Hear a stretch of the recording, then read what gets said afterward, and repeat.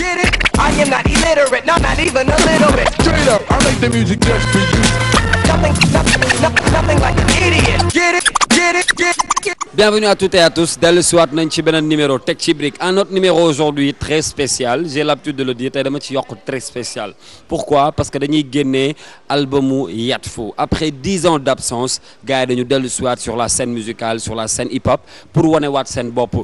Go Fou, Dragon and Jojo tey di ngeen gis lu ngeen musul gis ci waxtaan kaddu wurus les titres de cet album bi nga xam ne tey dañ koy découvrir fii lañ leen fekk ci seen point de presse au Red Bull du Sud Plaza ñu doxantu ci biir léegi xool toogaay bi waxtaan bi y a des artistes également qui se sont déplacés de partout pour ñëw soutenir xool 10 ans d'absence bi groupe bi am naka la ñuy ñëwaatee y a aussi le festival Made in qui est une première benn festival la boo xam ne c'est du 100% live initié par le beatmaker le plus grand ci ñi nga xam ne ci wàllu programmation Sénégal muy Ama Diop qu'on va voir ce soir fii ci Red Bull tout de suite ñu dem doxantu xool li ci biir Amza ci kaam bi ma ànd ak Mor Xarma defal ma nii ma xool defal ma nii rek waa keñ mi ngi baax à tout de suite léegi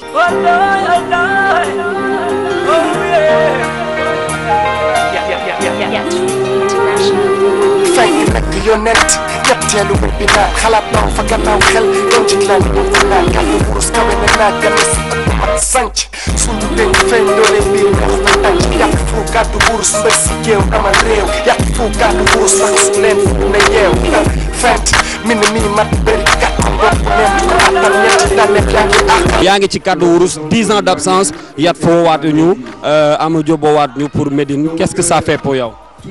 Déjà, ça fait une fierté d'avoir Yat Fou ñu ñëwaat parce que Yat Fou groupe mythique la ci hip-hop sénégalais groupe la boo xamante ne dafa yàgg ak Tigrim bi ku ne Tigrim bi ni Yat Fou ku ne Yat Fou ni Tigrim bi donc tey bu ñu xewlee ma am ci ñaari pàcc yu ma ciy représenté benn bi dama ñëw en tant que acteur benn bi dama ñëw en tant que sponsor parce que tey dafa am partenariat boo xamante ne dafa am sama diggante ñoom ci album bi yëpp donc tey normalement sol ma la ñu waroon sol mais il y a eu un petit peu de malcompréhension par rapport ak xam état d'esprit bi ñu waroon defar affaire yi. léegi c'est Ndiga Dia on va tout de suite suivre leneen yaa ngi ci Tech ci Brick bul jaaxle affaire bay changé tey dañuy waxtaan rencontrer ay artistes samay invité mooy le mouvement hip hop à tout à l'heure.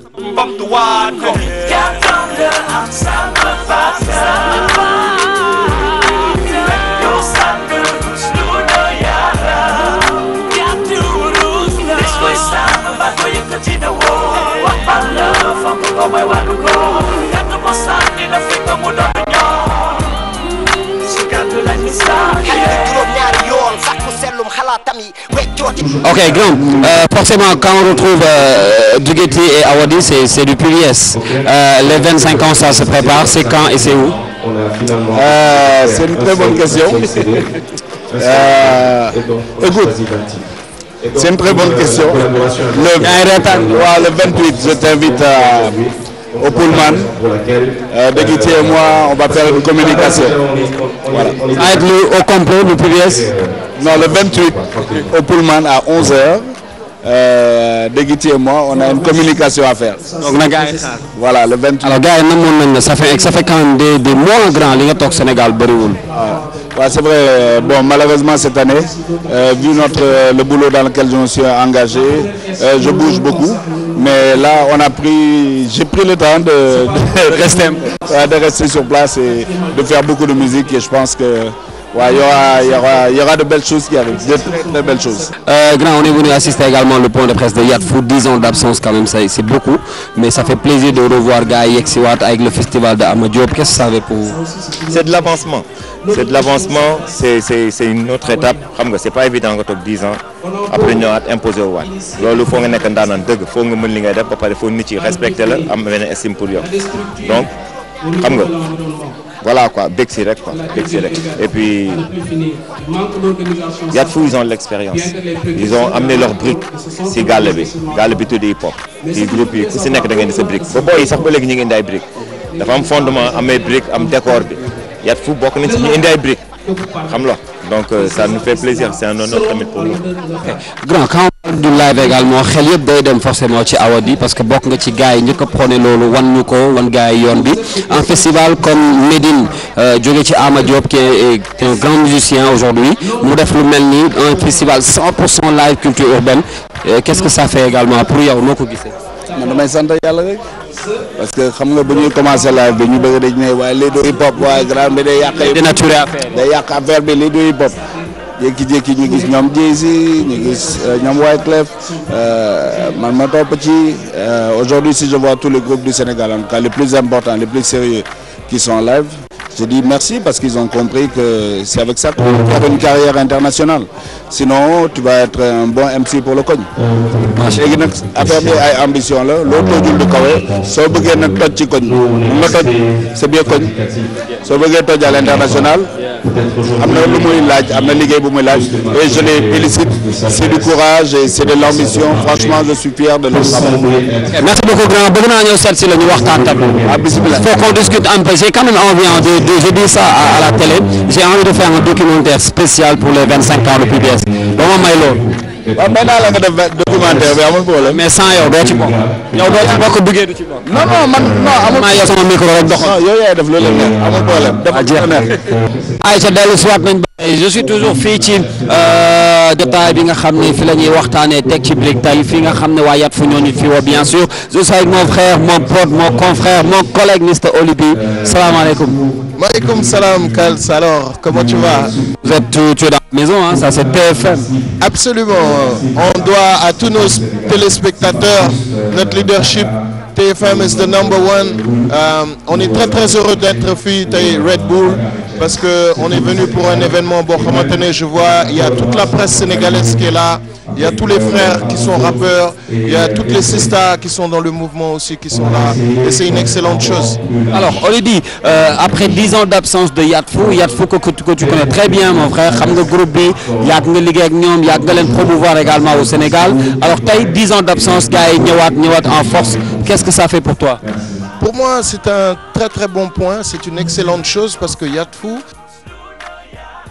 partie des 5 leaders yi nga xamante ne ñoom ñoo tax hip hop Sénégal toll fi mu toll tey bés ni ki tey nii donc bu ñu demee ba def 10 ans de pause xëy na y avait leur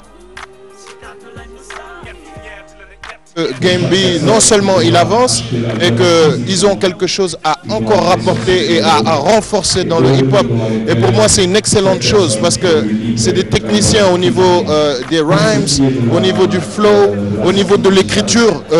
Jojo il a une plume ku mel ni Gofu ku mën a hip-hop la que dafa mën a rap dafa mën a rhyme you know pour man daal c'est une vraiment très bonne chose, c'est un bon signal. Il y a toujours de l'espoir dans ce groupe pour yéegal affaire bi yóbbu ko au niveau international.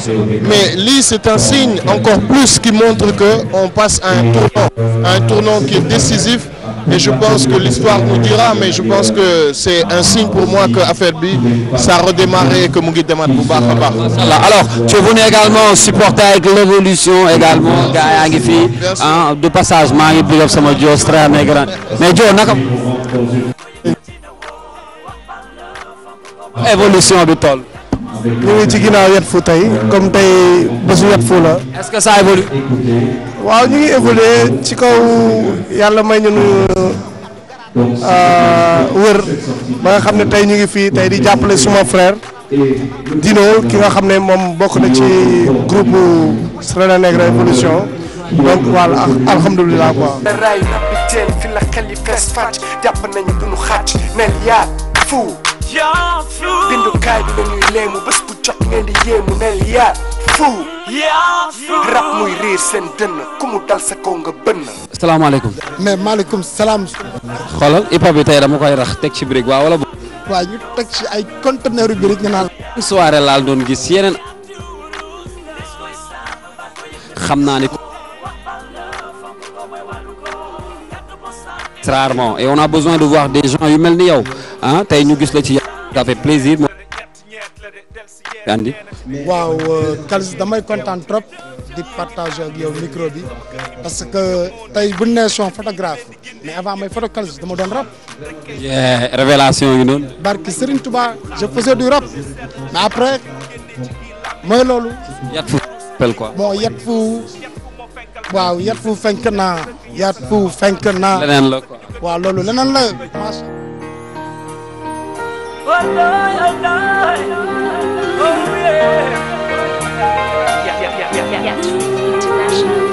fenk nekk yonent ñetteelu bët bi naan xalaat naw fa gannaaw xel doon jiglaan yi doon naan gàddu wurus kawe na naaj gane si ëpp mat sanc sunu dénk feeñ doole mbir neex na tànc yàq fu gàddu wurus mbër si géew amal réew yàq fu gàddu wurus ñu ngi ci ba tey le point de presse de Waliane production ak Yatfou le festival Médine xam ngeen ni gars yi ñu ngi koy waajal actuellement Ama Diop salaamaaleykum. maaleykum salaam.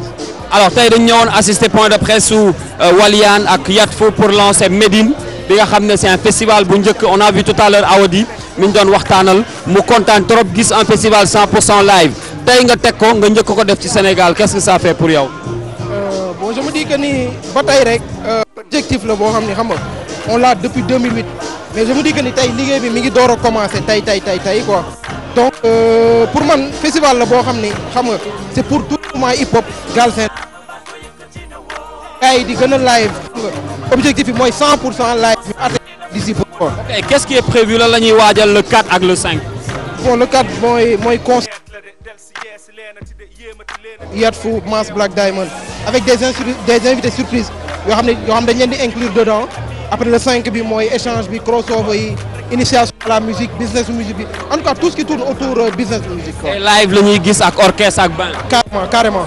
ok merci beaucoup Ama Diop kontaan nañ dinañ waxtaanaat inchallah. alors depuis tout à l'heure maa ngi leen di annoncer que nous sommes aujourd'hui fii ci Red Bull bu Site Plaza on remercie beaucoup ki nga xam ne moo yombal liggéey bi moo ñu jox la possibilité ñu mën a tourner fii ni mu neexee nu mu ñu neexee lui c'est Mr Papis salaamaaleykum.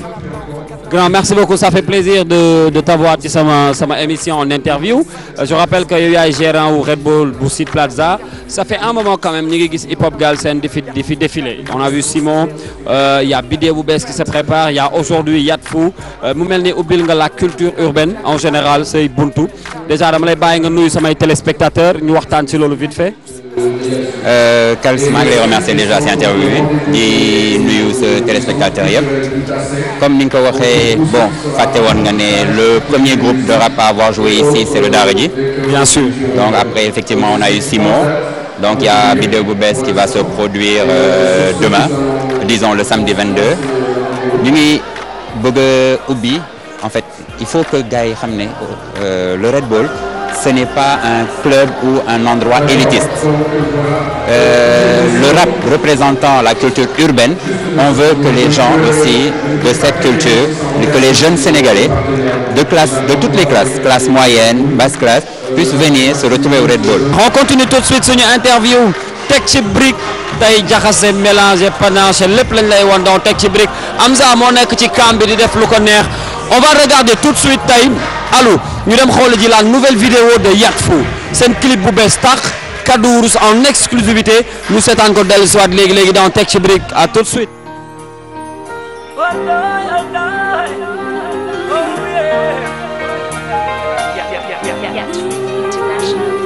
fenk nekk yonent ñetteelu bët bi naan xalaat naw fa gannaaw xel doon jiglaan yi doon naan gàddu wurus kawe na naaj gane si ëpp mat sanc sunu dénk feeñ doole mbir neex na tànc yàq fu gàddu wurus mbër si géew amal réew yàq fu gàddu wurus raxasu leen fu na yeew fent min mi mat bëri gàttal bopp neen di ko attal ñetti tànneef yaa ngi àqal rap ñu tànn mu doon lu nees ñun ne bidéew di nes si ràññeeku si tësi sukkal foo ñu seen fi la raayu rabbi teen fi la xel yi fees fàcc jàpp nañu duñu xàcc nel Yatfou bindukaay bi lañuy léemu bés bu jot ngeen di yéemu nel Yatfou rap muy riir seen dënn ku mu dal sa kaw nga bënn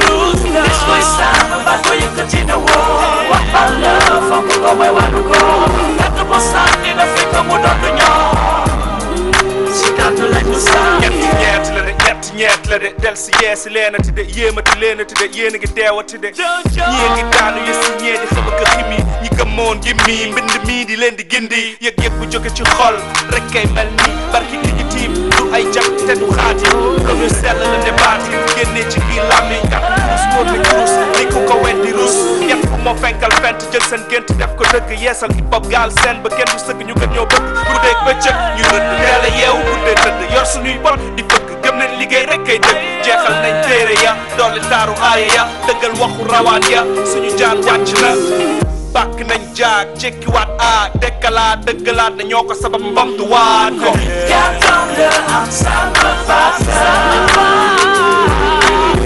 yow sama rus lu doy yàlla gàttu rus la des koy sama ba ko yëkkati na woo waxal la fonk ko may wàllu ko gàttu ko sànni la fekk mu doon du ñoom si gàttu lañ ni sànni juróom ñaari yoon sàkku sellum xalaatam yi weccooti ak yéen delloo gàttu garaatam yi wàccooti ak yéen le alxuraan ak suraatam yi dal neef ca tàmbu ne dalal xel ca tàmbu ne yàq fu gàttu keru ca gàngu ne woyof nit hop jéego wéyal hip hop lu bàyyi mujj ayib firnde bi hip hop tàmbalee fa xel yang yem ci xayma xam-xam góo fuula si pàccum peeru kàllaama koccam gi góo fuula si pencum mbind mu jub xoccam wi boom leen ne kan cooli waxande wax jey jolli dukkat ne jàmm jóob takkal leen di joo dolli benn ñaar ñettu toftal na ñeent kaset bu ne xel ra ñaan si nangu leen te bakka ñaan bi kajoor bi géeju xelam bi du kaaya baat burus kat burus xëtu burus doy na raaya Gàttal la am sama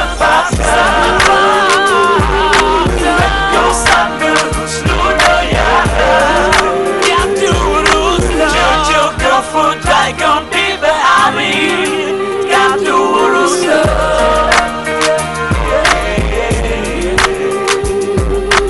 kuy béjjënam la am nit ki moom gàttam la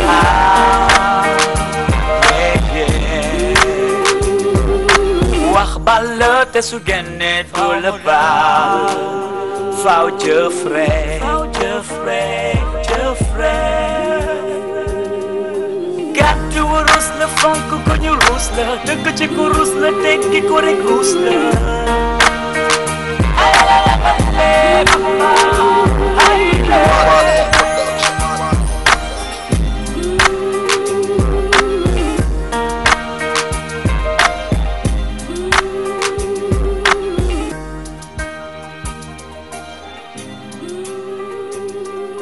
salaamaaleykum nga topp doxandeem squad mais grand kañ laay sol yére tourné ko émission. saa bu bëggee rek yow xam nga fi ngay jaar. bu ma sañoon tey moom laay sol. mais saa boo bëggee yow xam nga jaar ci njaboot gi nga bokk. alors docteur damay bëgg bu ma la fekkee ci affaire yu mel nii tey waa Yat Fou ñoo woote Waliyaan ñoo woote c'est la même famille. affaire état préparatif din toll. Moi je suis un membre de Waliyaan, je suis un membre de Waliyaan et ça fait plaisir de voir que suñu benn produit génn na et comme ni ñu koy paree pour une première fois on va avoir aussi benn festival boo xam ne 100% live la woon facette du le rap sénégalais. Beaucoup de polémiques autour de toi mais est-ce que l'état est bien, est-ce que yaa ngi waajal say affaire tranquillement. waaw affaire bi mooy xoolal gars yi bu ñu féetoo wax ji yow nga féetoo job bi loolu mooy live quoi man loolu laa foog tu vois te man je suis artiste te bu fekkoon peut-être ci leneen la nit ñi di polémiquer ma comprendre mais si carrière artistique Des Major la ñuy polémiquer peut-être si style Des Major la ñuy polémiquer peut-être si look Des Major la ñuy polémiquer te loolu yëpp c'est l'artiste. donc mën nañu wax rendez-vous décembre. rendez-vous décembre. alors saa kay fêtier el président de Fata. maaleykum salaam. nuyoo bi dégg naa léegi le 26 la. incha allah waaw. le 26 waaw le 26 la comme salaamaaleykum le 26. moom la gars yi di nuyoo moom la ñuy fayee le 26 prochain Fata on va voir Fata ci yeneen jàpp ci yeneen facette au Grand Théâtre je vous invite quand même yéen ñi nga xam ne yéen a ñuy bàyyi xel ngeen dem xooli le spectacle du Fata alors fan la état wu préparatif yi toog naka la Sénégalais yi di waajee le 26. bon façon déjà c'est un événement régional avant muy nekk un événement national parce que Sénégal yëpp ñoo bokk Fata mais j'avoue que Saint-Louis am na ci benn touche particulière parce que fa laa juddoo fa laa màggee ci game bi et ñoom ñëpp ñu ngi mobiliser wu dëkk ba yëpp pratiquement ak ñi nga xamante ni. dégg naa kat ni de ay Saint-Louis ay Kaolack yeneen dëkk macha allah mais et puis ce qu'il faut comprendre c'est que aussi c'est un travail de longue haleine quoi liggéey bu yàgg la depuis 20 ans mënoo nekk ci benn mbir di ci yëngu nit ñi du la ci xam du la ci am cofeel donc mais man instant yi ma gën a nekk li may occupé wu mooy le spectacle en fait comme ça bu nit ñi ñëwee gis lu ñu mësul gis et puis man loolu mooy si li ma nekk quoi en réalité incha allah maa ngi war a dem States nii d'ici demain après-demain pour quand même gën a consolider li may liggéey et espérer mu am ay surprise ci biir événement. bëgg naa ñu seqaat beneen waxtaan parce que aspect spectacle bi quand même bëgg naa ñu waxtaanee ko on sait que Fata aujourd'hui avec du live gars yi xam nañ ko mën nañ ko mais naka lañ koy waajee le 26 affaire à suivre. Alors impression wu Dragon yu njëkk après le point de presse la sortie. Bah écoute lu ma si gën a neex mooy mouvement hip hop bu mu gis fii. seen 25 ans yi ñu war a tourner donc Kaddu Wurus mu ngi nii génn digitalement donc mbégte rek parce que lii yëpp fête bi gëjoon nañ ko am album ñëwaat na Yat Fou ñëwaat na hip hop du mus a dee. gars yi alors 10 ans d'absence dellu si ngeen gars yi accueillir leen xaw leen woon tiit paniqué. parce bi yëpp ñu ngi doon liggéey ba léegi ñu ngi doon liggéey studio ñu ngi doon liggéey ay yenn compilation amnesty beeg. daf leen neex jàll leen nu mu leen neexee. mooy loolu rek mooy loolu tey fête la daal. mu bëgg a jënd digital bi. waaw mais tey sortie digital la da ngay sorti. mën naa dugg jënd. jeex na Pape Gueye laay àbb kartam. jeex na alors maa ngi go salaamaaleykum. ñëpp laa bëgg a waxal. maaleykum salaam.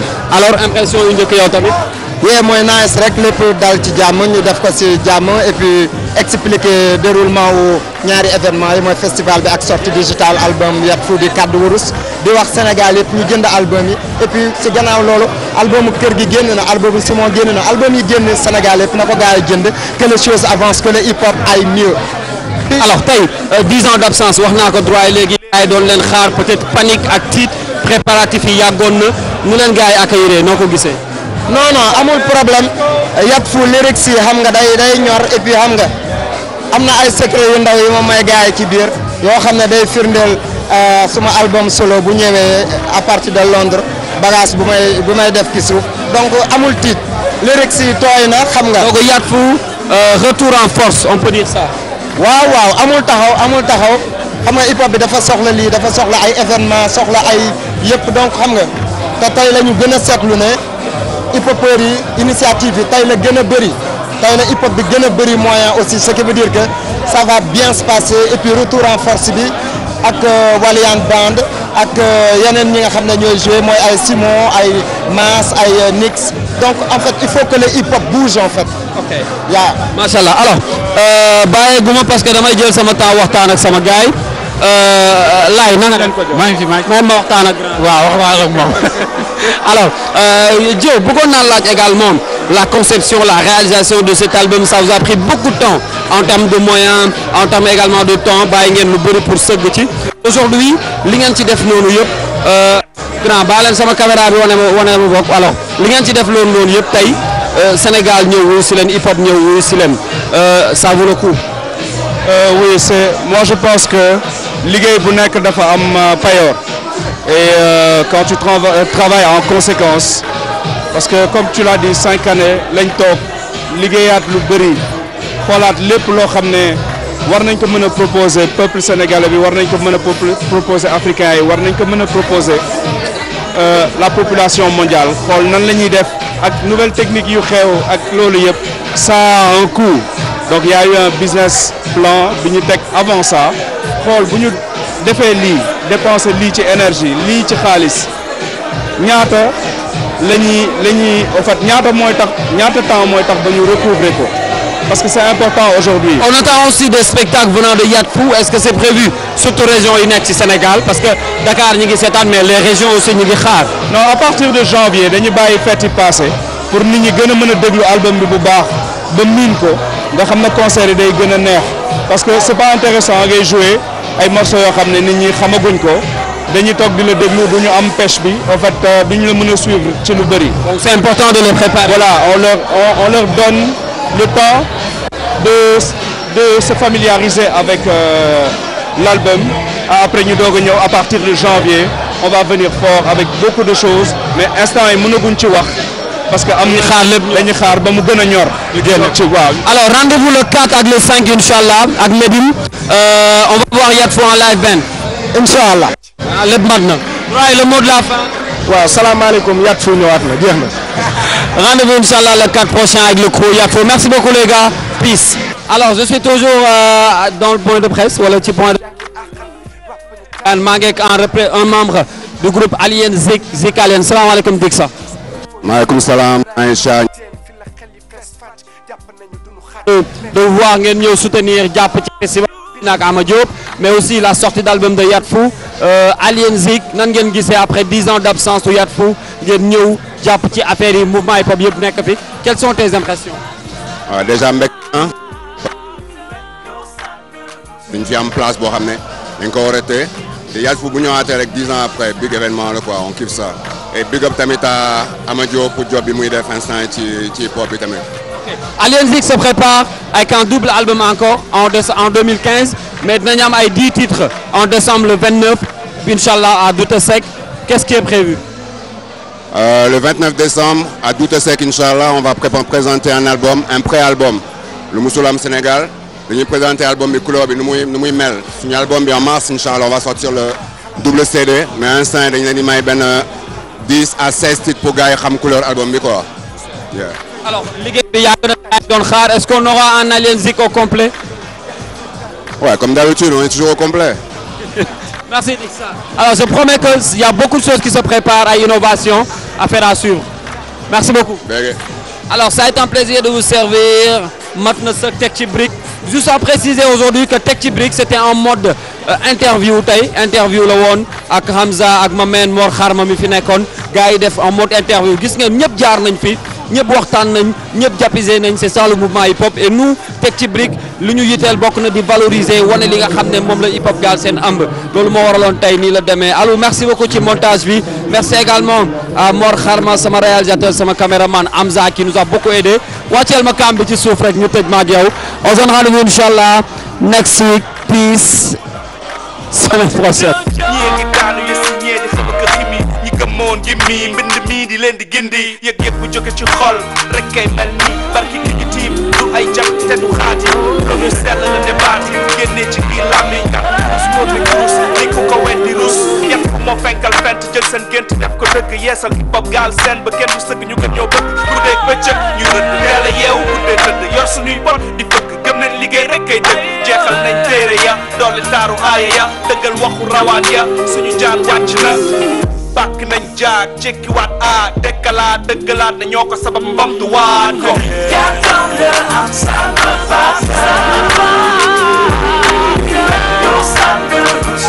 Alaaji police Alaaji nga dugal ci affaire Alaaji police non mais arrêtez cette histoire waay noo gisee